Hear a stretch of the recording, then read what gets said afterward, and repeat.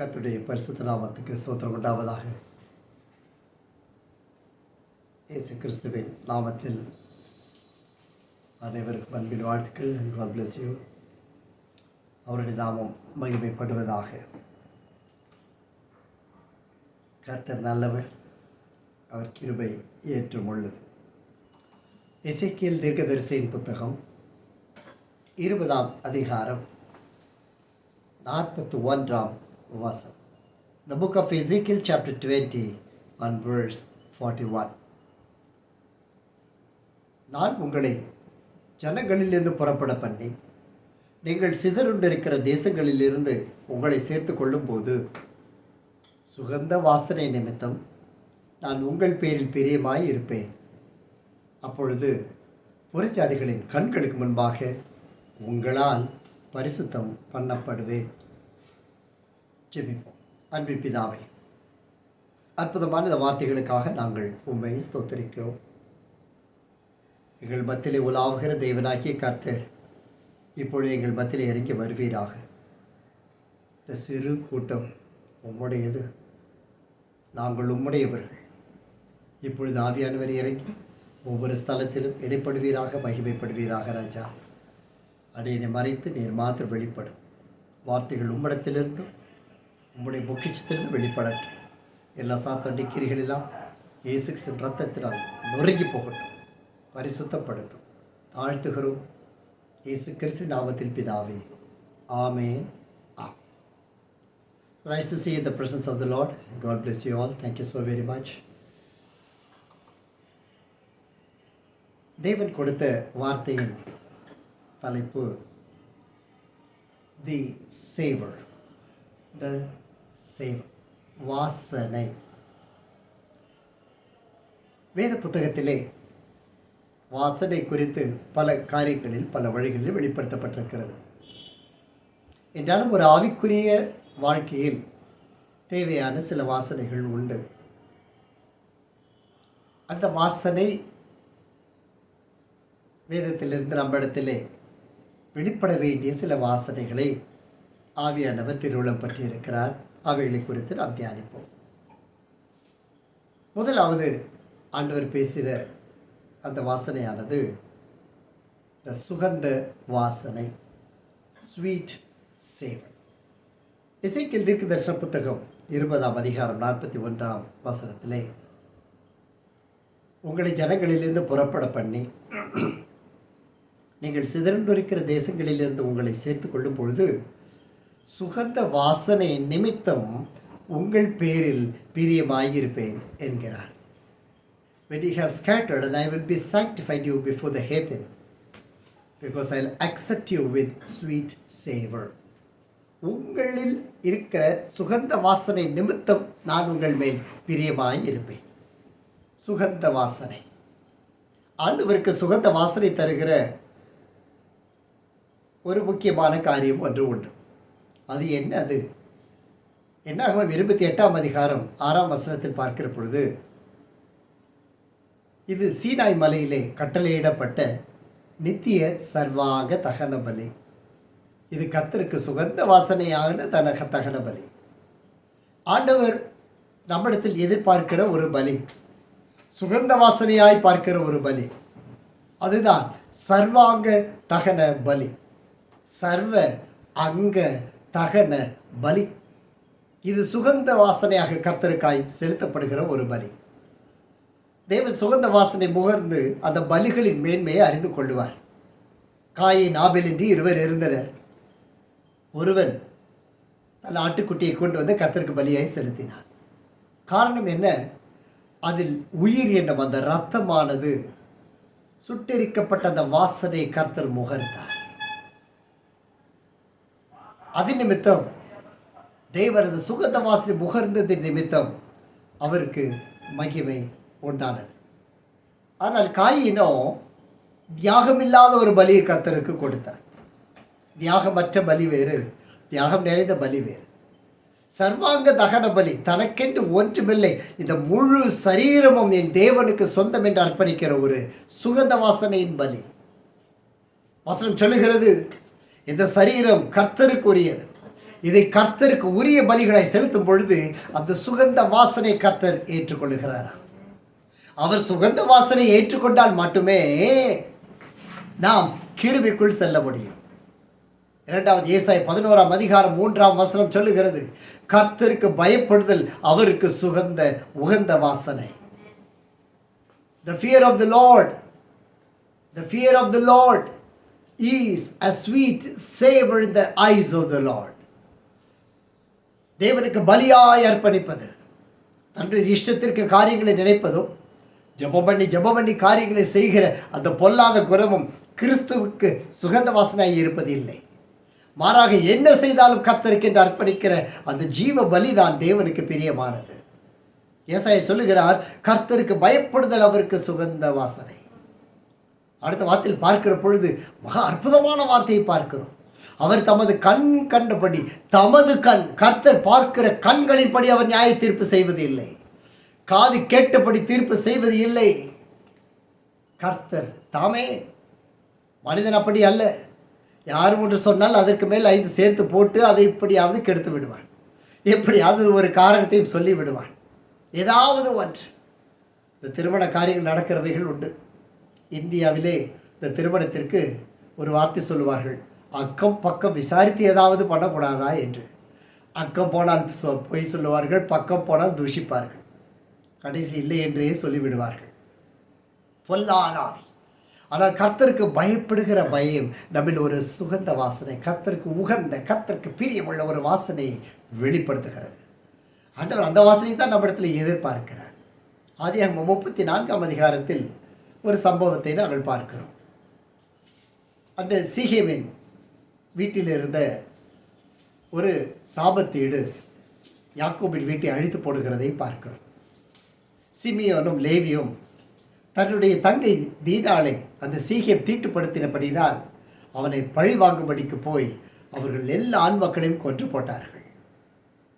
அந்த சுகந்த வாசனை யாக்கோபு சொல்லுகிறார் 30 நீங்கள் இந்த கானானியரிடத்திலும் பெரிசியரிடத்திலும் என் வாசனை நீங்கள் கெடுத்ததினால் என்னை கலங்க பண்ணினீர்கள்.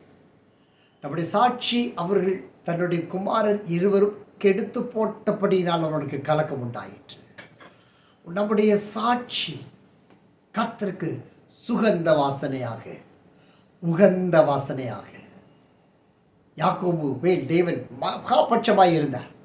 ஆனால் அவர்கள் பிள்ளைகள் இந்த கொலை பண்ணுகிற காரியத்தை முடிவெடுத்தபடினாலே, அதாவது கர்த்தர் இல்லாமல் முடிவெடுத்தபடினாலே அவருடைய சாட்சி மங்கி போனது.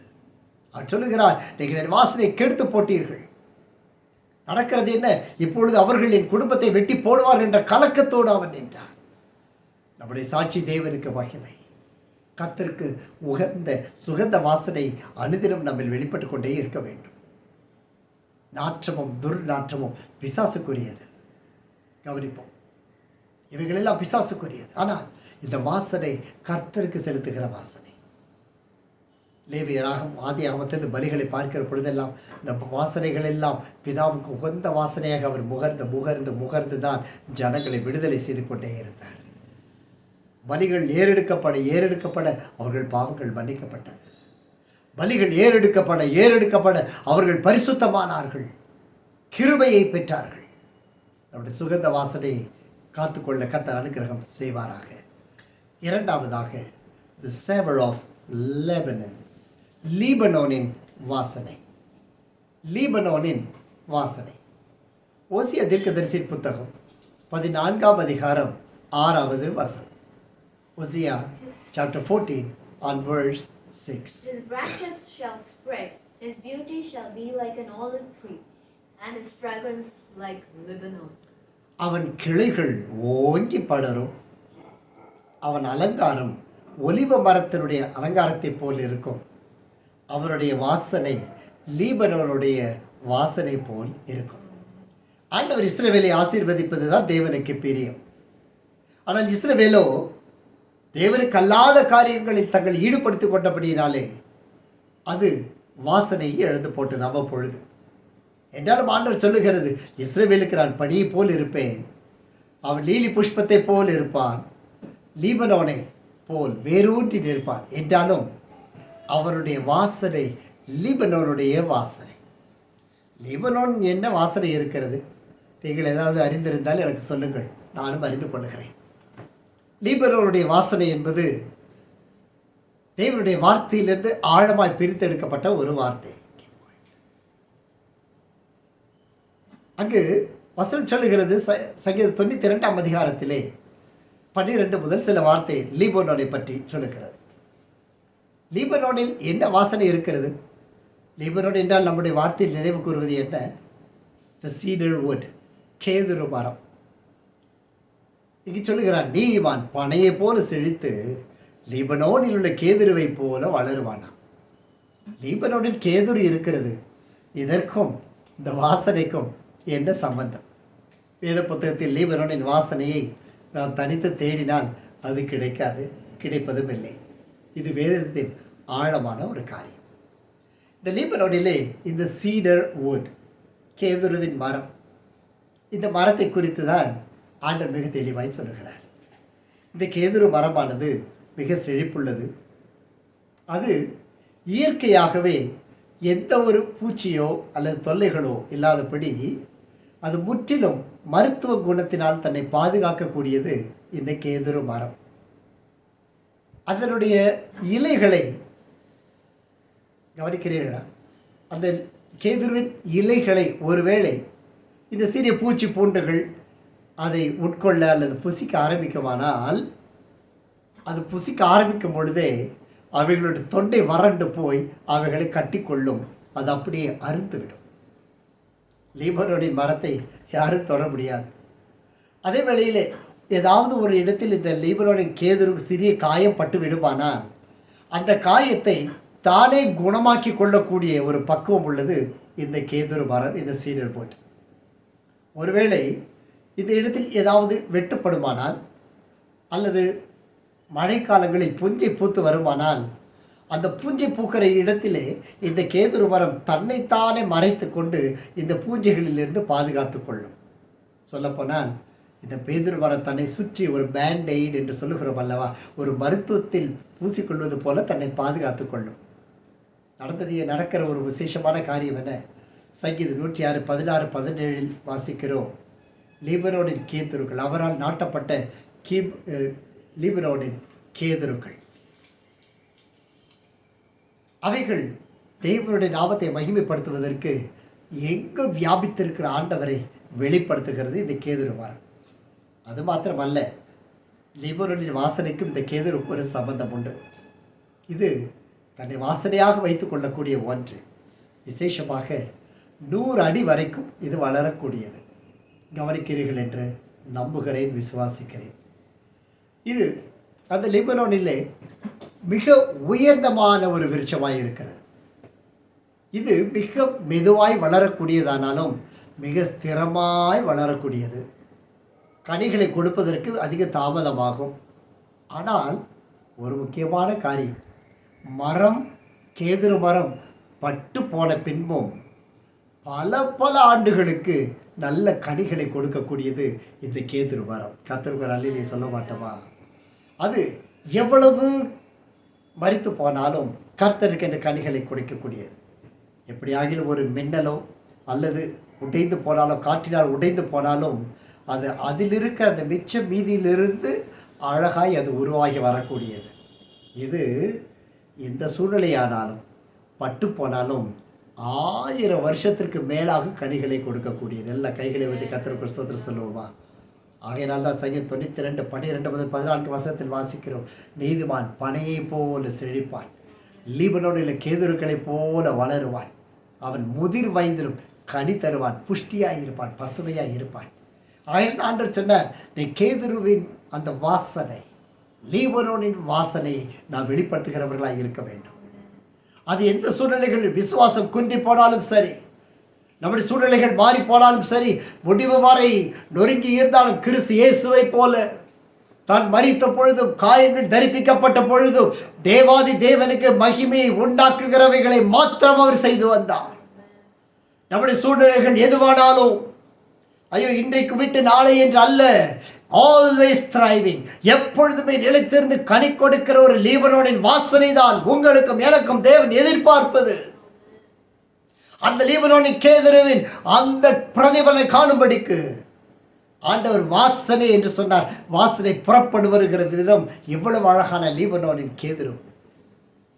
நான் யாரை போல வளர்கிறோம்? நம்முடைய கனிகள் யாரை சார்ந்தவராய் இருக்கிறது?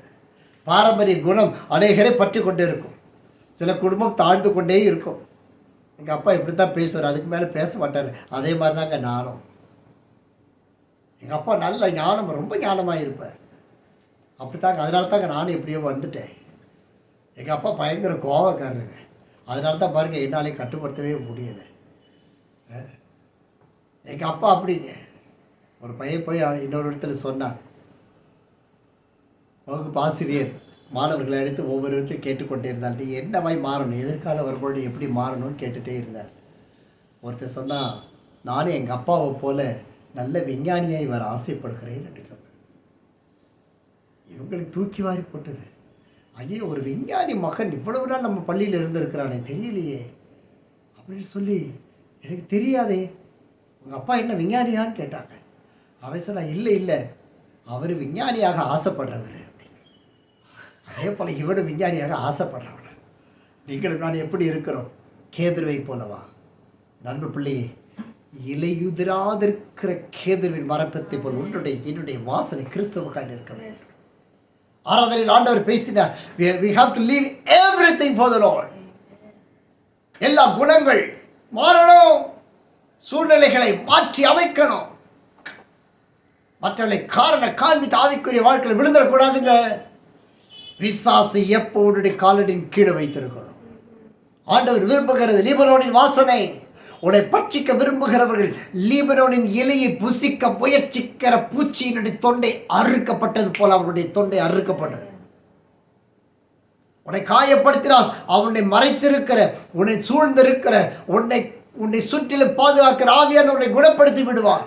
நீயோ கனிகளினால் நிறைந்திருக்க வேண்டும்.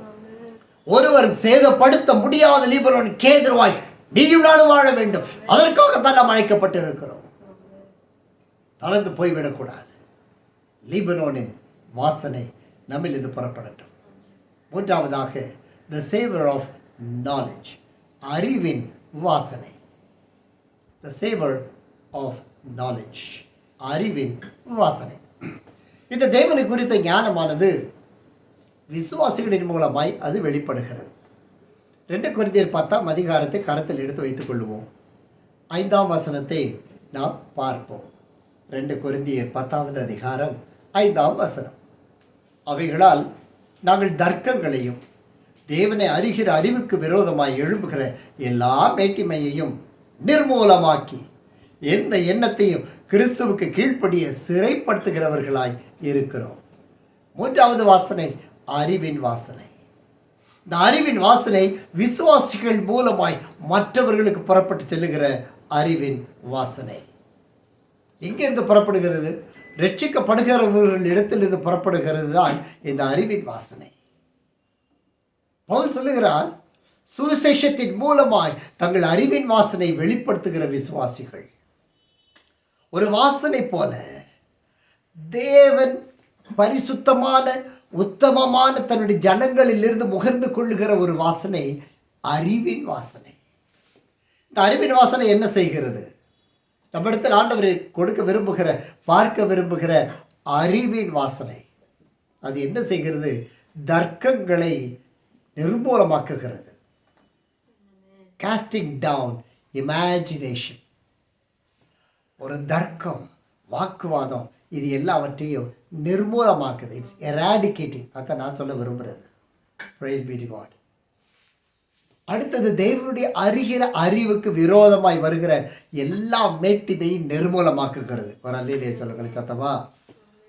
தேவனை அறிகிற அறிவுக்கு எதெல்லாம் விரோதமா அது எல்லாவற்றையும் நிர்மூலமாக்குகிறது இந்த அறிவின் வாசனை. கர்த்தருக்கு மகிமையுண்டாகட்டும். ஆவியானவர் ஆராதனையில் பேசினார், இந்த அறிவின் வாசனை நம்மிடத்தில் செயல்படணும்.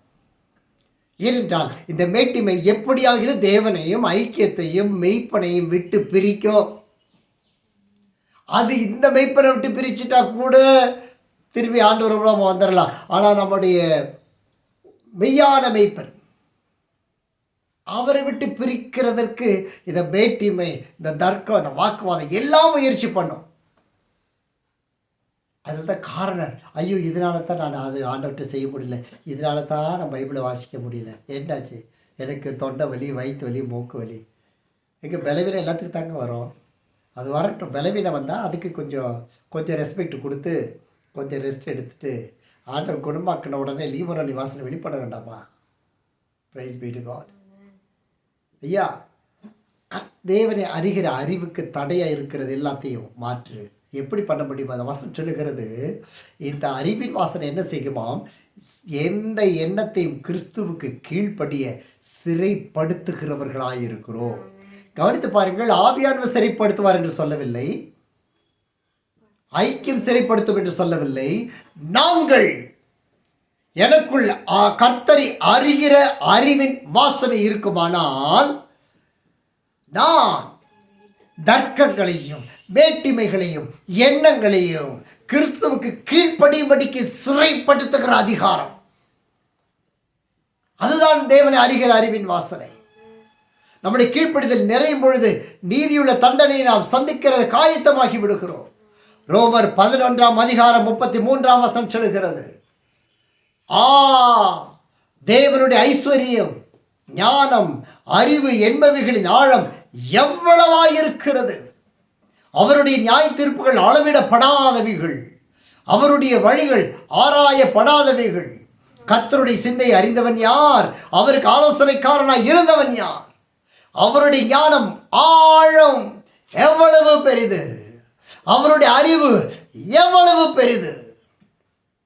தேவனுடைய அன்பிற்கு கீழான வாசனைகளை வெளிப்படுத்துவோமானால் இந்த அறிவின் ஞானத்தை நாம் கிறிஸ்துவின் மூலமாய் அவைகளை புதுப்பித்துக் கொள்ளுகிறவர்களாய் இருக்க வேண்டும்.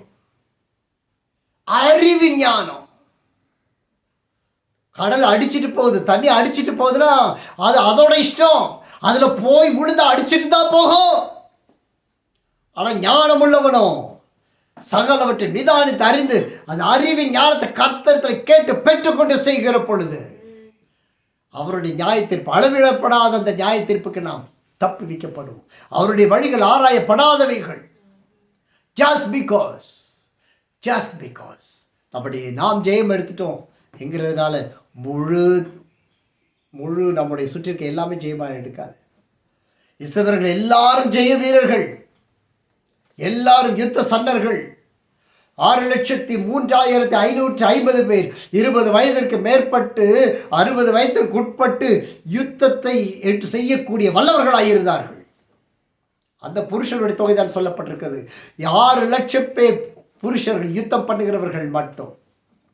அது தவிர வாலிபர்கள், 20 வயதிற்கு உட்பட்டவர்கள், ஸ்திரீகள், பிள்ளைகள் என்று பல லட்சம் இருந்தார்கள். இவர்கள் எல்லாம் இருந்தோம் ஒரே ஒரு ஆகாருடைய கீழ்ப்படிதல், ஒரே ஒரு ஆகாருடைய இச்சை, ஒரே ஒரு பொருளாசை முழு இஸ்ரவேலையும் பல முறை திருப்பி அடித்தது. முழு இஸ்ரவேலர்களும் கிறிஸ்துவுக்காய் போய் ஊழியம் செய்தாலும் ஒரே ஒருத்தருடைய பாவ இச்சை, ஒரே ஒரு மனுஷனுடைய கீழ்ப்படியாமை முழு இஸ்ரவேலும் தண்டிக்கப்பட்டது. தேவனுடைய அறிவு இல்லை. ஐயோ, கர்த்தர் இதை பாட்டு கேட்டால் கொடுக்க மாட்டாரா? அதே ஆகான் போய் யோசுவா இடத்துல பேசி, யோசுவா எனக்கு இன்னும் கொஞ்சம் கொடு, என்னுடைய குடும்பத்துக்கு எனக்கு ஆசையாக இருக்குன்னு சொன்னால் யோசுவா தன்னிடத்திலிருந்து எடுத்து கொடுக்கக்கூடியவன், கொடுத்திருப்பான். தேவனுடைய அறிவின் வாசனை. அதனால தான் அவிசுவாசியில் ஈஸியாக கேள்வி கேட்குறான். நம்ம ஏதாவது பேசோட திருப்பி உருவாடு. நம்ம வீட்டில் அவிசுவாசியில் நிறையா இருக்குது. பைபிளை தூக்குற அவிசுவாசி இருக்குது, அபிஷேகம் பண்ணுற அவிசுவாசி இருக்குது. ஜாக்கிரதையாக இருக்குது. தேவனுடைய வாசனை வெளிப்படுத்துங்க. அது செய்கிறதெல்லாம் நொட்டாத்தான் இருக்கும், அதில் செய்கிறதெல்லாம் தப்பாக தான் இருக்கும். அது செய்கிறதெல்லாம் எதையாவது இடக்கூடமாக செய்யும். ஆனால் ஒரே வார்த்தை, நீ வேதம் வாசிக்கிற உன்னை பார்த்து உனக்கு அறிவு இருக்கிறால் ஒரே வார்த்தையில் கேட்டு முடிச்சிடும். அது கேட்டால் கேட்டுட்டு போகுது. நீ கர்த்தருடைய அறிவு, நீ வாய் தரத்தா அந்த வாசனை, அறிவின் வாசனை வெளிப்படுற கர்த்தருடைய அறிவின் வாசனை. அந்த அறிவு அவரிடத்தில் இருக்கிறது. எபேசியர் 3:19 எபேசியர் 3:19 அறிவு கெட்டாத அந்த அன்பை அறிந்து கொள்ள வல்லவர்களாய் தேவனுடைய சகல பரிபூரணத்தாலும் நிறையப்படவும் அவர் தமது மகிமையினுடைய ஐஸ்வர்யத்தின்படி உங்களுக்கு அனுகிரகம் பண்ண வேண்டும் என்று வேண்டிக் கொள்ளுகிறேன். அந்த அறிவுக்கு எட்டாத அந்த அன்பை நம்மிடத்தில் கொண்டு வந்து சேர்க்கும். வரலையிலே சொல்லுவோம். அவருடைய அன்பு, அவருடைய வல்லமையுள்ள அந்த அன்பை கொண்டு வருவது இந்த அறிவுக்கு எடுத்த ஒரு வாசனை.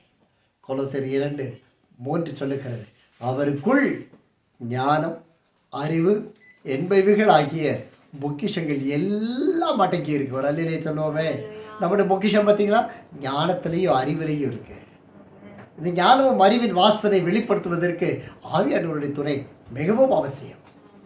அந்த அறிவு பொக்கிஷம் எல்லாம் அதில் இருக்கு. தேவ ஞானத்தை பெற்றுக்கொள்ளும் போது, தேவ அறிவை பெற்றுக்கொள்ளும் பொழுது பொக்கிஷமெல்லாம் நம்ம பின்தொடர்ந்து வரும். அந்த அறிவின் வாசனை நம்மிலிருந்து வெளிப்படட்டும். 4வதாக, த சேவர் ஆஃப் லைஃப், ஜீவனின் வாசனை. ஜீவ வாசனை, த சேவர் ஆஃப் லைஃப். 2 கொரிந்தியர் 2:16 வாசனை. 2 Corinthians chapter 2 and verse 16. கெட்டு போகிறவர்களுக்குள்ளே மரணத்திற்கு ஏதுவான மரண வாசனை, ரட்சிக்கப்படுகிறவர்களுக்குள்ளே ஜீவனுக்கு ஏதுவான ஜீவ வாசனை. இவைகளை நடப்பிக்கிறதுக்கு எவன் தகுதியுள்ளவன்? ஜீவ வாசனை. நம்முடைய விசுவாசத்தில் ஒரு ஜீவன் இருக்கணும், நம்முடைய வார்த்தையில் ஜீவன் இருக்கணும், நம்முடைய ஜெபத்தில் ஜீவன் இருக்கணும். நாம் புசிக்கிற வேத புஸ்தகத்தை புசிக்கிற பொழுது இந்த ஜீவ வாசனை நம்ம வெளிப்படுவதற்குரிய எல்லா கிரியைகளும் நமக்குள் நடப்பிக்கிறதற்கு இந்த வேதம் வல்லமை உள்ளதாக இருக்கிறது. ஜீவ வாசனை. யூதா 1:21. தேவனுடைய அன்பிலே உங்களை காத்துக்கொள்ளுங்கள், நித்திய ஜீவனுக்கு ஏதுவான நம்முடைய கர்த்தராகிய இயேசு கிறிஸ்துவுடைய இரக்கத்தை பெற காத்திருங்கள். தேவனிடத்தில் காத்திருக்கிற பொழுது இந்த ஜீவனுக்கு ஏதுவான நல்ல வாசனை நம்மை பற்றிக்கொள்ள இருக்கிறது. எல்லாரும் நம்ம ஜெபிக்கிறோம் இல்லையா? ஒரு வாரம் ஜெபிக்கிறோம், உபவாசித்து ஜெபிக்கிறோம், தனி ஜெபிக்கிறோம். ஏன்னா என்னதான் நம்ம உபவாசம் ஜெபிச்சாலும் இந்த 12 மணி உபவாச ஜெபத்தை நிறைய பேர் இன்னும் விடலை இல்லையா? 12 மணிக்கு கரெக்டாக முடிச்சுட்டு 12:30 மணிக்கு சாப்பிட்டு 1 மணிக்கு படுத்துடலாம். ஜீவனுக்கு ஏதுவான ஒரு வாசனையை அர்ப்பணித்து ஜெபிக்கக்கூடிய அந்த இரக்கத்தை நம்ம பெற்றுக்கொள்ளணும். அது காத்துக்கொள்ளக்கூடிய தேவனுடைய அன்பினாலே என்ற வாசம் சொல்லுகிறது. ஜீவ வாசனை, ஜீவ வாசனை இருக்கும் என்றால் அவன் ஜீவனுடைய தேவனை பின்பற்றுகிறவனாக இருப்பான். அவன் ஜீவ வழியில் நடந்திருப்பான். நீதிமொழிகள் 10:7-17 வாசிக்கிறோம். புத்திமதிகளை காத்து கொள்ளுகிறவன். முதலாவது இயேசு கிறிஸ்துவுடைய இரக்கத்தை பெற காத்திருக்கணும். 2வது புத்திமதிகளை காத்து கொள்ளுகிறவன் ஜீவ வழியில் இருக்கிறான். நிறைய பேர் ஆலோசனை கேட்பாங்க, நீங்கள் எவ்வளோ சொன்னாலும் எல்லாம் கேட்டு அவங்க சொல்கிறது தான் செய்வாங்க இல்லையா? அது பெரிய ஆபத்து. தமிழ் டீச்சர் சொல்லி கொடுத்தார், தா வா ளை தவளை டீச் பண்ணுறாரு, பிள்ளைகளுக்கு டீச் பண்ணுறாரு. தா வா ளை தவளை. அந்த ஸ்டூடெண்ட்டு சொன்னால் தா வா ளை தவக்காலை. என்னதான் டீச்சர் சொல்லி கொடுத்தாலும் நம்ம லாங்குவேஜ் அப்படி தான். இதை ஆண்டு சொல்கிறாரு, புத்திமதிகளை காத்து கொள்ளாததுனால அந்த வழி வேறு வழி. இங்கே சொல்லுகிற ஜீவ வழியில் இருக்கிறவன் புத்திமதிகளை காத்து கொள்ளுகிறவன். அடுத்த வசன, கண்டனையை வெறுக்கிறவன் மோசம் போகிறானா. புத்திமதிகள் ஜீவனை கொண்டு வருகிறது. புத்திமதி ஜீவிக்கிற நல்லா பேசி பண்ணி இப்படி இருக்கணும், நீ பைபிளை வாசி, ஆண்டடி ஆண்டடி ஆண்டடி. எங்கே வாசித்தது என்ன? பைபிள் ஸ்டடியில் வந்தால் டோட்டல் சைலண்ட்டு. சிலெல்லாம் கனெக்ஷன் கொடுத்துட்டு படுத்துருதுன்னு நினைக்கிறேன். ஜூமில் வந்து கனெக்ஷனை கொடுத்துட்டு எங்கே இருந்தாலும் நம்ம டேடி தானே, அவரை சைஸ் என்னை எப்படி சைஸ் பண்ணணுன்னு நல்லாவே தெரியும். நாளில் எல்லா ஊழியக்காரையும் என்ன சொன்னால் அவரை சைஸ் பண்ண முடியும்னு நல்ல விசுவாசிகள் அதில் கை தேர்ந்திருப்பாங்க. பார்த்துக்கலாம், ஏதாவது ஒரு காரணம் சொல்லிடுவாங்க. ஏன் பைபிள் ஸ்டடியில் வந்து இந்த வாரம் நான் 5 சாப்டர் படித்தேன், இந்த ஒரு வசனம் என்ன, அதில் இந்த ஒரு வசனத்தில் கர்த்தர் இடைப்பட்டார். இடைப்பட மாட்டார். இடைப்படாத ஆள் ஏன் கர்த்தர் இவ்வளோ பேசுகிறார், எதுக்கு இவ்வளோ பெரிய ஊழியத்தை ஆரம்பிச்சிருக்காரு தெரியுமா? நீங்கள் நான் கெட்டு போகாமல் நித்திய ஜீவனை அடையணும். அதற்கென்று தான் அந்த ஜீவ வாசனைக்குள் செல்லும்படிக்கு தான் இந்த ஜீவ பாதை கர்த்தர் இங்கே காண்பிக்கிறார். புத்திமதிகளை காத்து கொள்ளுகிறவன் ஜீவ வழி நிற்கிறான். அதுதான் ஜீவ வாசனை. லிவிங் அ லைஃப் ஆஃப் சேவர், கர்த்தருக்கு உகந்த ஒரு வாசனை. அவ்வளோ பெரிய சங்கீதக்காரர், ராஜா தாவீது. சங்கீதம் 27 சொல்லுகிறார், கர்த்தர் என்ற வெளிச்சமும் ரட்சிப்புமானவர், யாருக்கு பயப்படுவேன்? அவர் சொல்லுகிறான், கர்த்தர் என் ஜீவனின் அரணானவர். The Lord is my strength of my life. என் ஜீவனின் அரண், என்னை சுற்றிலும் அவர் அரண். நான் யாருக்கும் பயப்பட மாட்டேன், யாருக்கும் அஞ்ச மாட்டேன். காரணம் அவருடைய ஜீவ வழி, அவருடைய ஜீவனின் அரண் என்று யோவான் 11:25 மார்த்தாள் ஆண்டவருக்கு வந்து சொல்லுகிறார், தன்னுடைய சகோதரன் மரிச்சு போயிட்டான். மார்த்தாள் சொல்கிறார், ஆண்டவரே நான் என்ன செய்ய போகிறேன்? இயேசு கிறிஸ்து சொன்னார், பயப்படாதே மார்த்தாளே, உன் சகோதரன் உயிரோடு எழுந்திருப்பான். ஆண்டவர் நேராக பேசுகிறார். எப்போ நம்மகிட்ட பேசுகிறப்ப ஆண்டவர் நேராக பேசினார். உடனே அவள் சொன்ன, ஆமாம் ஆண்டவர், நானும் வேதம் வாசிச்சிருக்கேன், உயிர்த்தெழுதல் நடக்கும் கடைசி நாளில் லாசரும் உயிர்த்தெழுந்துப்பான். வாய் அந்த நாவில் ஜீவ வாசனை அவள் வெளிப்படுத்தலை. இயேசு கிறிஸ்து தாமே சொல்லுகிறார், அவன் உயிரோடு எழுந்திருப்பான் என்று. இவளுக்கு என்ன நம்பிக்கைன்னு தெரியல. உடனே ஆண்டவர் சொன்னார், நானே உயிர்த்தெழுதலும் நானே ஜீவனுமாக இருக்கிறேன். ஒரு அல்லேலூயா சொல்லுங்களேன். என்னை விசுவாசிக்கிறவன் மரித்தாலும் பிழைப்பானப்பா. அவன் மரிச்சிட்டான், ஆனால் அவன் எழும்புவான். நீயோ கிறிஸ்துவை விசுவாசிக்கிற ஜீவ வாசனை வெளிப்படுத்துகிறவனா இருப்பாயானால், ஜீவன் என்னும் இந்த வாசலுக்குள் உட்பிரவேசிப்பாயானால் நீ மரித்தாலும் பிழைப்பாய். எனவே தான் நமக்கு மரணம் இல்லை, ஆனால் வாழ்கிற வாழ்க்கையிலே மரணம் உண்டு. ஆவியிலும் உண்டு, வாழ்க்கையிலும் உண்டு. Praise be to God. ஐந்தாவதாக, the savor of death, மரண வாசனை. மரணத்தின் வாசனை, the savor of death. 2 கொரிந்தியர் 2:15 அற்புதமான இந்த மரண வாசனை ஒரு சென்டென்ஸில் அழகாக பவுல் முடிச்சிட்டார். கெட்டு போகிறவர்களுக்குள்ளே மரணத்திற்கேதுவான மரண வாசனை, ரட்சிக்கப்படுகிறவர்களுக்குள்ளே ஜீவனுக்கேதுவான ஜீவ வாசனை. எத்தனை பேர் புரிஞ்சுக்கிறீங்கன்னு தெரியல. கெட்டு போகிறவர்கள் மரணத்திற்கேதுவான மரண வாசனை. ரோமர் 6:23 பாவத்தின் சம்பளம் மரணம். The wages of sin is death. பாவத்தின் சம்பளம் மரணம். அப்போ கெட்டு போகிறவர்களுக்குள்ளே இருந்தால் அது மரண வாசனை. நல்லா புரிஞ்சுக்கிங்க. இதனால தான் ஐக்கியத்திற்கும் உலகத்தின் ஐக்கியத்திற்கும் சம்பந்தம் கிடையாது. தேவன் கொடுத்த ஊழியத்தில் தங்கள் பங்குள்ளவர்களாய் ஜீவனுக்கு ஏதுவானவர்களோடு இணைந்திருக்கிற பொழுது, கவனிங்க, ஜீவவாசனை எழுது, இங்கே பார்த்துக்கிட்டே அங்கே எழுதுங்க. ப்ரைஸ் போயிட்டு ஜீவவாசனை. ஆனால் கெட்டு போகிறவர்களுக்குள்ளே இருந்தால் அது மரண வாசனை. ஏன்னா கொஞ்ச நாள் பாருங்கள், அந்த ஜீவனுக்குள்ளவர்களோடு இருக்கும் பொழுது விசுவாசத்தை அறிக்கையிடுவோம். அதனால தான் 3 நாள் மதுரைக்கு வந்தோம்னா சூப்பர் பலன், எல்லாரையும் பார்க்குறோம், எல்லாரும் பலப்படுறோம், பஸ் ஏறி போகிறோம், சந்தோஷமாக போகிறோம். அதே இது நீங்கள் உங்கள் ஃப்ரெண்ட்ஸ் கூட ஒரு டூர் போயிட்டு வாங்க, ஒரு 1 hour ஃப்ரெண்ட்ஸ் கூட போயிட்டு நான் ஐஸ்கிரீம் சாப்பிட்டு திரும்பி வா, அங்கே மரண வாசனை இருக்கா ஜீவ வாசனை வீட்டுக்குள்ளே வருதான்னு கொஞ்சம் யோசிச்சு பாருங்கள். ப்ராக்டிக்கலி 2 நாள் வேறு இடத்துக்கு போயிட்டு வந்து அந்த ஊர் மாதிரி பேச ஆரம்பிச்சிடும், நடிக்க ஆரம்பிச்சிடும் இல்லையா? ஒரு லேடி வீட்டு வேலைக்கு போச்சு. எங்கள் வீட்டில் பக்கத்தில் உள்ள ஒரு பொண்ணு, படிக்காத பொண்ணு தான், வீட்டு வேலைக்குன்னு கேரளாவுக்கு போனான். போயிட்டு ஒரு 2 வாரம் தாக்கு பிடிக்க முடியல, ஓடி வந்துட்டான். வந்துட்டு என்ன பக்கத்தில் வந்திருக்கு, பக்கத்தில் உள்ள பேசுவாங்க இல்லையா, பார்த்துக்கிட்டு கேட்டா, சாரி எப்படி இருக்கணும் அப்படின்னா. எங்கள் அப்பா கேட்டார், என்ன உண்ணும், என்னது? இல்லை, அது இன்னைக்கு தமிழெல்லாம் மறந்து போய் 2 வாரத்தில் தாய்மொழி மறந்து போச்சான். அப்பா சொன்னாங்க, பக்கத்தில் ஒன்று வச்சு நான் தமிழ் தானாக வரும்னாங்க.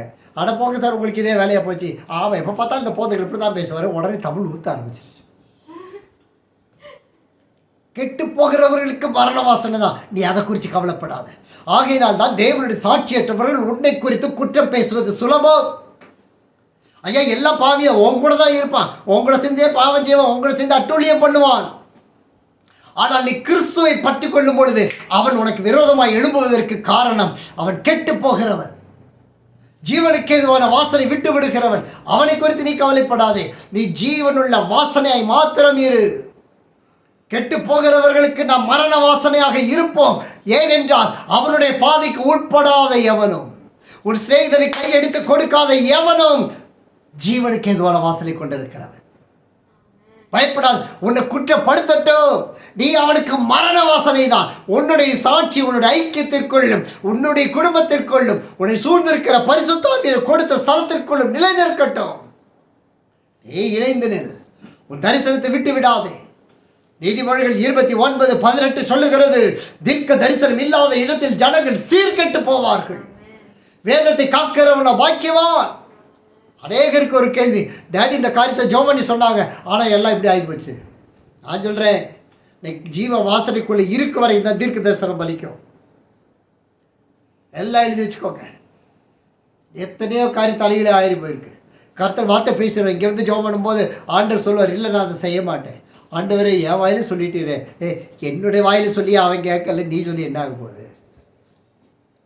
மரண வாசனைக்கு ஜீவ வாசனைக்கும் வித்தியாசம் அறிந்தவர்களாக இருக்கணும்.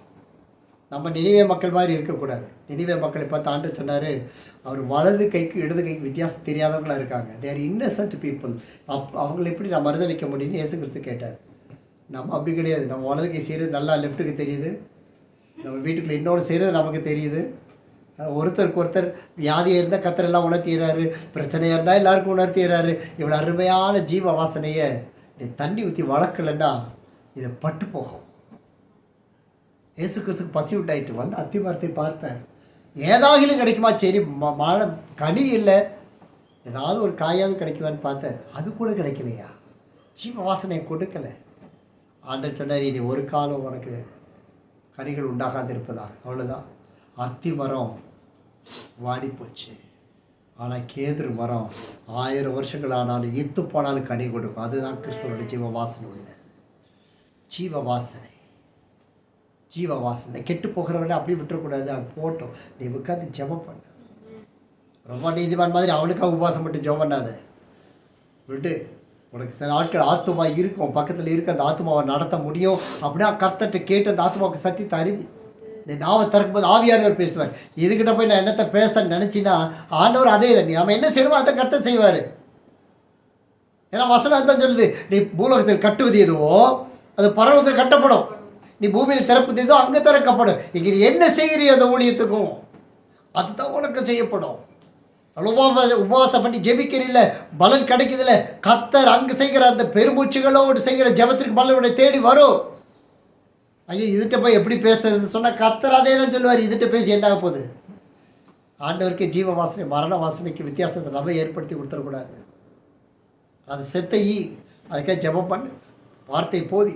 ஏன்னா அது ஒரு ஈ போது உன்னுடைய குடும்பத்தை நாசமாக்க, அந்த ஒரு ஈ போது உன்னுடைய ஆவிக்குரிய வாழ்க்கையை நாசம் பண்ண. அந்த ஒரு ஈ, அது செத்த ஈ, அது உன்னுடைய ஊழியத்தை கட்டுக்கும், சாத்தானை கட்டுக்கும், எல்லாத்தையும் உள்ளே கொண்டு வந்துடும். ஏன்னா அது கர்த்தரை பிடிக்காத ஆவி, அந்த மரணத்தின் வாசனையாக தான் நீ அதுக்கு முன்பதாக இருக்கிறாய். நீ உடைய காத்துக்கொள்ளும்படி ஜீவ வாசனை ஷேடு போட்டு காத்துக்கோ. பிரசங்க 10:1 அதான் சொல்லுங்க, செத்த ஈக்கள் பரிமள தைலத்தை நாரி கெட்டு போக பண்ணும். தெளிவாக எழுதுகிறார், பரிமள தைலத்தை நாரி கெட்டு போக பண்ணுமா. ஒரே ஒரு ஒன் சிம்பிள் டெட் ஃப்ளை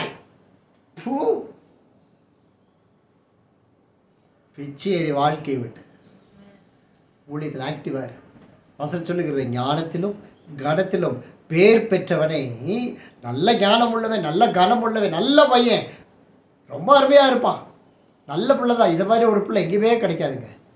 கேட்டால் சொல்லுங்களேன், இது மாதிரி கேட்டால் தேடினாலும் கிடைக்காது, கேட்டாலும் கிடைக்காது. சொல்லுது, சொற்ப மதியினம் கூட அவனை நாரம் பண்ணுமா. அதனாலைக்கு அபிஷேகம் பெற்றிருக்கிறோம், சந்தோஷமாக இருக்கிறோன்னு நினச்சி இந்த ஜீவ வாசனை விட்டுறக்கூடாது. மரண வாசனையாக தான் கர்த்தர் நம்மை வைத்திருக்கிறார் கெட்டு போகிறவனுக்கு. நீதிமொழிகள் 25வது அதிகாரத்தில் எடுத்து, நீதிமொழிகள் 25வது அதிகாரம் 26வது வசனம் முதல். A righteous man who flatters before the wicked is the murky bread and the polluted well. It is not good to eat much honey, and so to seek one's own glory is not glory. 26வது வசனம். முன்பார்க்கற்கு முன்பாக நீதிமான் தள்ளாடுவது கலங்கின கிணற்றுக்கும் கெட்டு போன சுனைக்கும் ஒப்பாகும். எவ்வளோ ஆண்டவர் இந்த பொக்கிஷத்தை வச்சிருக்காரு பாருங்க.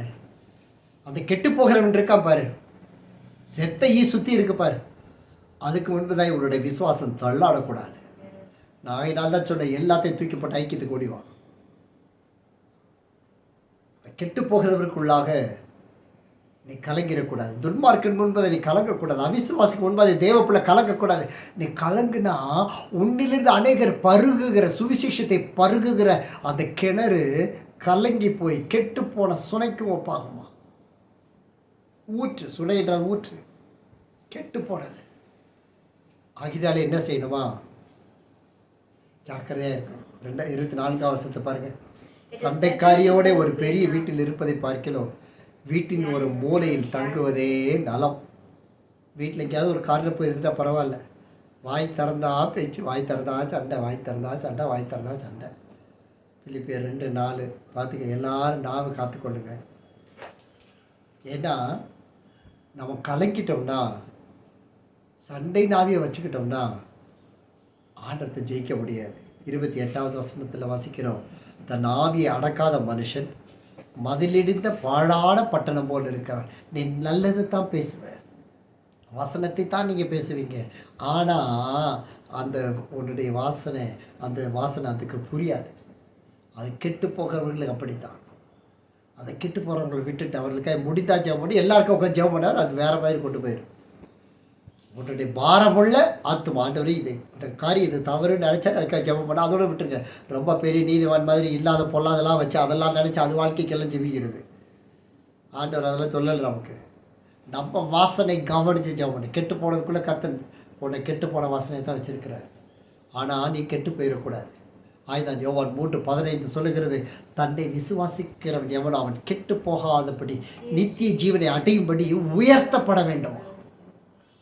நித்திய ஜீவனை பெற்றுக்கொள்ளுகிற நித்திய வாசனை உடையவனாய் இருந்து தேவனால் உயர்த்தப்படுகிறவனாய் நீ இருக்க வேண்டும். அதுதான் நம்முடைய அழைப்பு.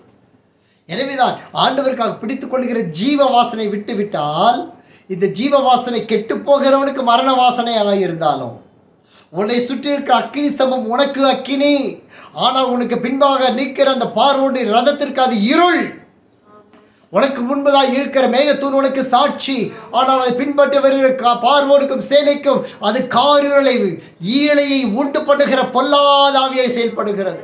நீ ஜீவனோட தேவனை பற்றி கொண்டு நிற்கிற ஜீவ வாசனை நிற்கிற பொழுது கெட்டு போகிறவர்களுக்கு அது கெட்டதாகவே இருக்கட்டும். நீ உன் நியாயத்தை போய் அவங்கள்ட்ட பேசாதே. உன்னுடைய நியாயம் பரலோகத்திலிருந்து புறப்படட்டும், ஐக்கியத்தில் உழைக்கிறதில் புறப்படட்டும், ஐக்கியத்தினுடைய சாட்சியில் புறப்படட்டும். ஜீவ வாசனை வெளிப்படுத்து. தேவ பிள்ளைகள் உலகத்திற்கு சத்துரு. எனவேதான் 1:18 பவுல் சொல்லுகிறார், சிலுவை பற்றிய உபதேசம் கெட்டு போகிறவர்களுக்கு பைத்தியம். வேதத்தை வாசிப்பான், வாழ மாட்டான். வேதத்தை வாசிக்க மாட்டான், வேதத்தில் உள்ளவைகளை குற்றம் கண்டுபிடிப்பான். ஆனால் ரட்சிக்கப்படுகிற நமக்கோ ரட்சிக்கப்படுகிற நமக்கு அது தேவ பலன். It is the strength of God. அந்த கிருபைகளுக்குள்ளாய் 2 கொரிந்தியர் 2:15 2 கொரிந்தியர் 2:15 ரட்சிக்கப்படுகிறவர்களுக்குள்ளேயும் கெட்டு போகிறவர்களுக்குள்ளேயும் நாங்கள் தேவனுக்கு கிறிஸ்துவின் நற்கந்தமாய் இருக்கிறோம். Sweet saver in Christ. யாருக்கு? ரட்சிக்கப்படுகிறவர்களுக்கானாலும் சரி, கெட்டு போகிறவர்களுக்கானாலும் சரி, நாம் கிறிஸ்துவின் நற்கந்தமாய் தேவனுக்கென்று இருக்கிறோம். அல்லேலூயா சொல்லுவே. ஆகிய தன் மேலே ஆண்டவர் சொல்லுகிறார், கிறிஸ்துவுக்குள் எப்பொழுதுமே எங்களை வெற்றி சிறக்க பண்ணுகிறவர், எல்லா இடங்களிலும் எங்களை கொண்டு அவரை அறிகிற அறிவின் வாசனை வெளிப்படுத்துகிற தேவனுக்கே சோதனை. எல்லா கைகளை வச்சு சொல்லும், ஆண்டவரே உமக்கு ஸ்தோத்திரம் உண்டாவதா. எங்களை எப்பொழுது வெற்றி சிறக்க பண்ணுகிற ஆண்டவர். என் அன்பு பிள்ளையே, ஜீவ வாசனை தெரிந்து கொள். கெட்டு போகிறவர்களுக்குள்ளும் ரட்சிக்கப்படுகிறவர்களுக்குள்ளேயும் கிறிஸ்துவின் நற்கந்தமாய் கர்த்தரை தேர்ந்தெடுத்துக் கொண்டிருக்கிறார். அவருடைய வாசனை பற்றிக்கொள், அவருடைய வாசனை வெளிப்படுத்து. கர்த்தருடைய ஆசீர்வாதம் உண்மையில் தங்கி இருக்கும். ஆமென். ஜெபி. அன்பின் பரலோக பிதாவே, உங்களுடைய அற்புதமான கிருபைகளுக்காக நாங்கள் உண்மை சொத்திருக்கிறோம். இந்த நாளிலும் மெய்யான தேவன் எங்கள் மத்தியில் இடைப்பட்டதற்காக நன்றி.